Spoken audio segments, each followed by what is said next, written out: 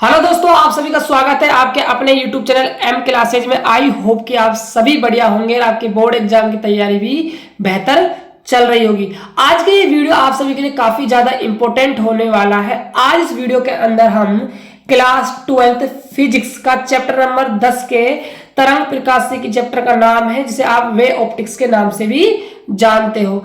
आज हम इस चैप्टर के 5 वर्षों में जो आपके बोर्ड ने न्यूमेरिकल क्वेश्चन अब तक पूछे हैं, उन सभी क्वेश्चनों को एक वीडियो में समाप्त कर दूंगा। इससे पहले बच्चों मैंने 1 से लेकर 9 चैप्टरों के न्यूमेरिकल क्वेश्चन करवा दिए। यदि आपने नहीं देखा तो अभी तक तो जाइए चैनल पर, वीडियोस में जाकर देख लीजिए। क्योंकि बच्चों आप सभी जानते हो हमारे एनसीईआरटी में सिलेबस फिक्स होते हैं, न्यूमेरिकल इतने हार्ड क्वेश्चन नहीं बनते हैं, सिर्फ बोर्ड लेवल के ही क्वेश्चन बनते हैं। और हर साल बच्चों यही क्वेश्चन आपके रिपीट होते हैं, सिर्फ थोड़ा सा चेंज करता है। तो किसमें करता है? संख्यात्मक मान को बदल देता है, लेकिन सवाल का पैटर्न तरीका सब वही की वही रहता है। जो बच्चों में आपको क्वेश्चन करवाने वाला हूं, ये आपके 2024 में ही आएंगे, इसीलिए इन सभी क्वेश्चनों को आप ध्यान से कर लीजिए। और जिन बच्चों को न्यूमेरिकल से डर लगता है, आज उनका मैं भूत भगा दूंगा, तो कमजोर विद्यार्थी अवश्य देखें। तो स्टार्ट करते हैं बच्चों आज का पहला क्वेश्चन। स्टार्ट करने से पहले आप सभी से रिक्वेस्ट है कि यदि आप चैनल पहली बार आए तो चैनल को सब्सक्राइब कर लीजिएगा, वीडियो को लाइक कर दीजिएगा।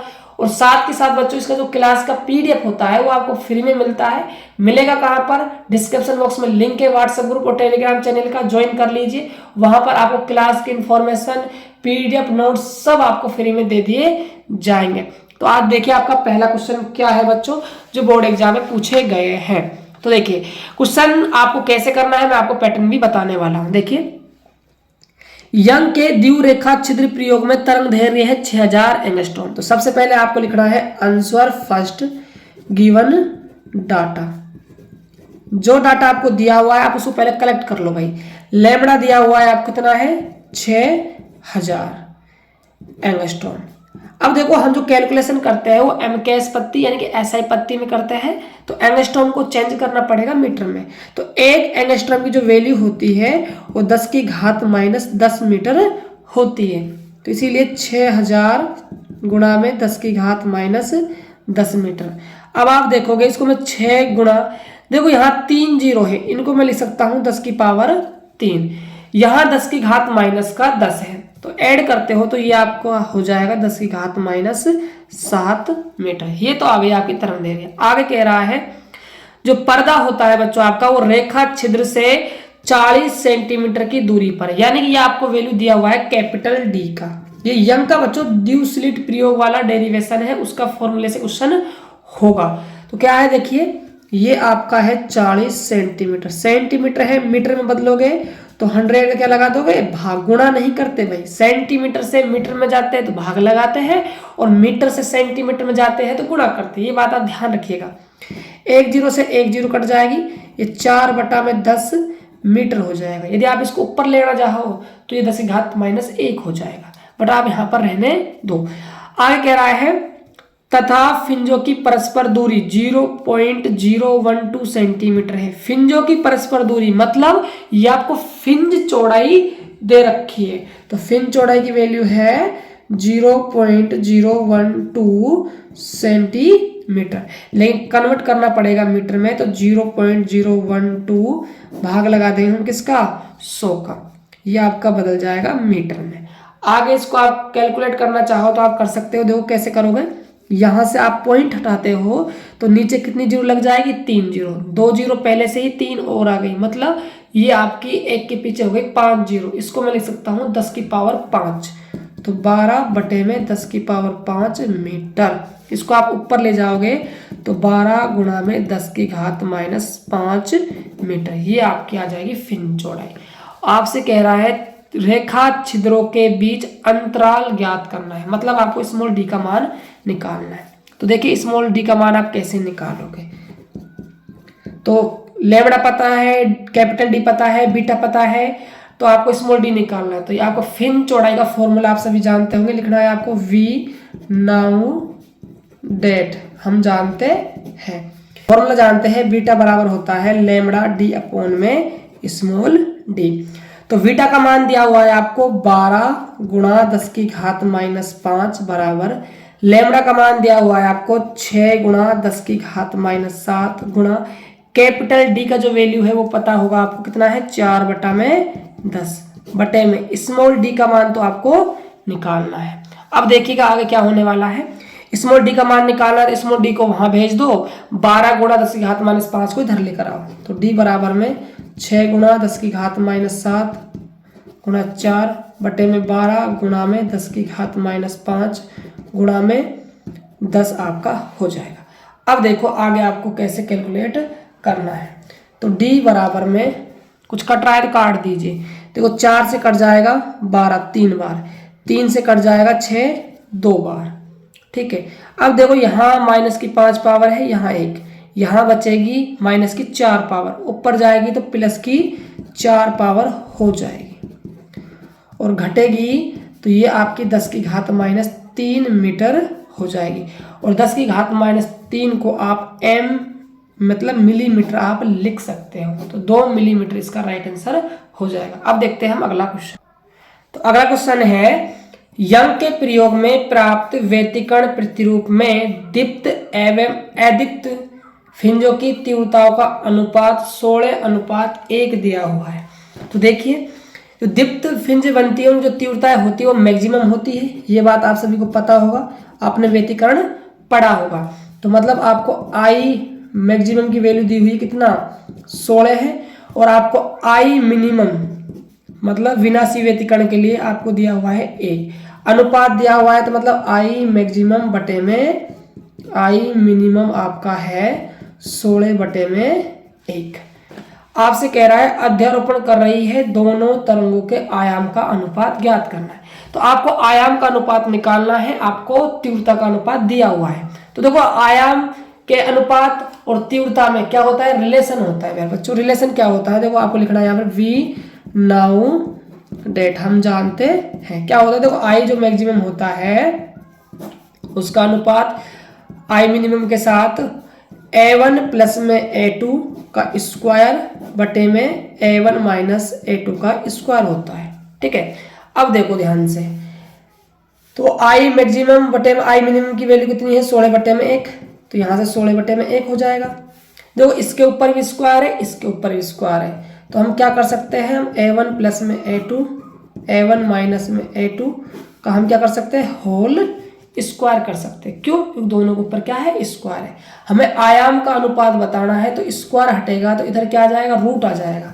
तो क्या होने वाला है A1 प्लस में A2 बटे में A1 माइनस का A2 रूट में आएगा 16 बटे में 1।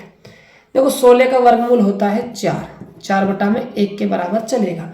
अब देखो आप इसको ना वज्र गुणा कर दीजिए, तो 1 से गुणा होगा तो इसकी सेहत पर कोई फर्क नहीं पड़ेगा, ये ऐसा का ऐसा आएगा A1 प्लस में A2। 4 से गुणा करोगे तो 4A1 माइनस का 4A2, ठीक है। अब देखिए A1 को आप इधर भेज दीजिए और A2 को आप इधर ले लाइए, तो A2 प्लस में 4A2 बराबर में 4A1 माइनस का A1। अब देखो ये A2 प्लस में 4A2 ऐड होंगे तो 5A2 और ये घट कर कितने हो जाएंगे 3A1। आपको अनुपात बताना है आयामों का, मतलब आपको तो A1 बटे में A2 निकालना है ना। तो ऐसे कीजिए 5 का यहाँ भाग 5 को A2 को यहाँ भेज दीजिए, 3 को यहाँ भेज दीजिए, तो A1 बटा में A2 कितना मिलने वाला है 5 बटा में 3 मिल जाएगा। पता है ना कैसे क्या होगा, देखो A2 को यहाँ भेजा मैंने, ठीक है, और 3 को मैंने यहाँ भेजा, तो यहाँ 5 पहले से था, 3 को यहाँ भेज दिया, तो A1 आ गया आपका 5, A2 आ गया आपका 3। मतलब जो पहली तरह उसका आयाम 5 है और दूसरी का कितना है 3 है, ये अनुपात में आया है भाई, ठीक है। तो ऐसे इसको करना है। अगला देखते हैं क्वेश्चन क्या है। तो अगला क्वेश्चन है दो कला संबंध प्रकाश तरंगों के आयाम का अनुपात 3:1 में है। इन तरंगों से प्राप्त व्यतिकरण प्रतिरूप में अधिकतम एवं न्यूनतम तीव्रता का अनुपात पूछ रहा है। तो बच्चों क्वेश्चन सेम है, थोड़ा सा अंतर यह है कि उसमें तो तीव्रता देकर आयाम पूछा था, इसमें आयाम का अनुपात देकर तीव्रता का अनुपात पूछ रहा है। सेम फॉर्मूला, सारा काम सेम करना है। सबसे पहले लिखना है आपको आंसर नंबर 3, गिवन डाटा, क्या क्या डाटा आपको दिया हुआ है। तो आपको आयाम का अनुपात मतलब A1 बटा में A2 दिया हुआ है, कितना है 3 बटा में 1।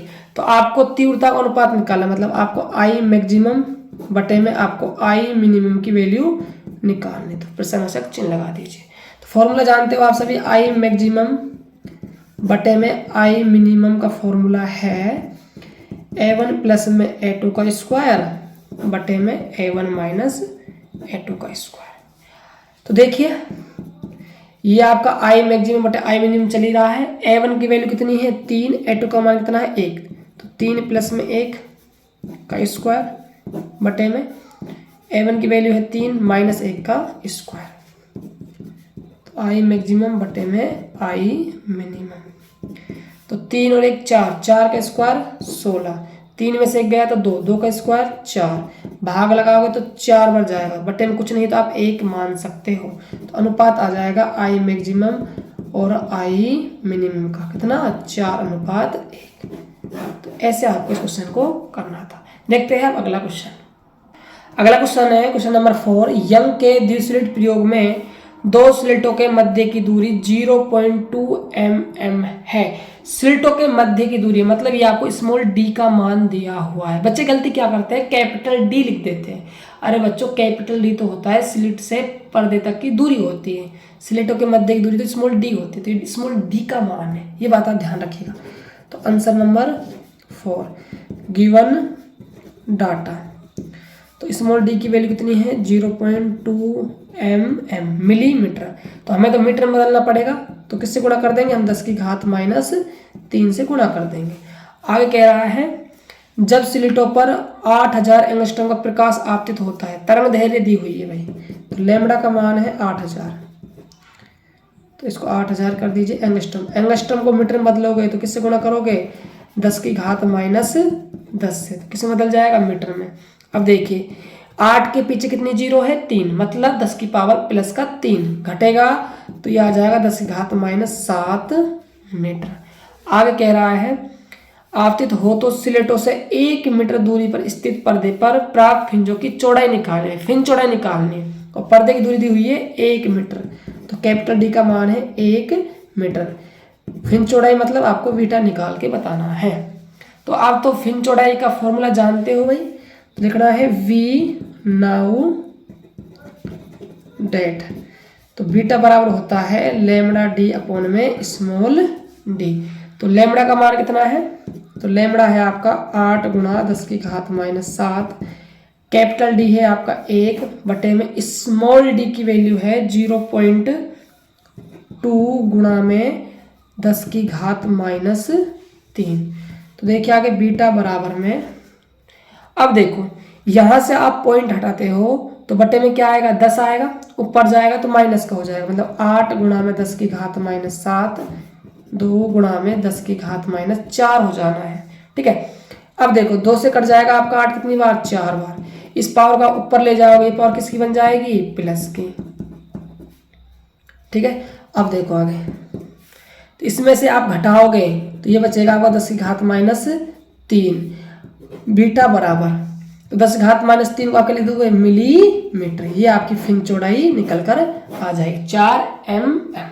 तो बच्चों ऐसे करना था इन क्वेश्चनों को, इतने अच्छे क्वेश्चन है बच्चों ये, यही आपके 2024 में आएंगे। सिर्फ संख्यात्मक मान बदल सकता है, इससे ज़्यादा कुछ भी बदलने वाला नहीं है। इसीलिए बच्चों आप चैनल को सब्सक्राइब करके रखिए, बेल आइकन को प्रेस करके रखिए, इसलिए आपको हर चैप्टरों की वीडियो मिल सके, साथ ही साथ आपको मॉडल सेट भी करवाए जाएंगे। इसीलिए आप भाई चैनल को सब्सक्राइब कर लीजिएगा, ग्रुप भी ज्वाइन कर लीजिए, लिंक डिस्क्रिप्शन बॉक्स में दे रखिए। तो मिलते हैं और एक बेहतर वीडियो में, तब तक के लिए जय हिंद जय भारत।